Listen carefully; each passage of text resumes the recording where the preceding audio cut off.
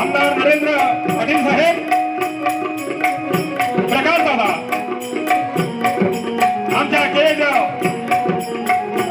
अंबेजोगाई मतदारसंघाच्या माजी आमदार संगीताबाई भोंगरे ही रणरागिणी आहे.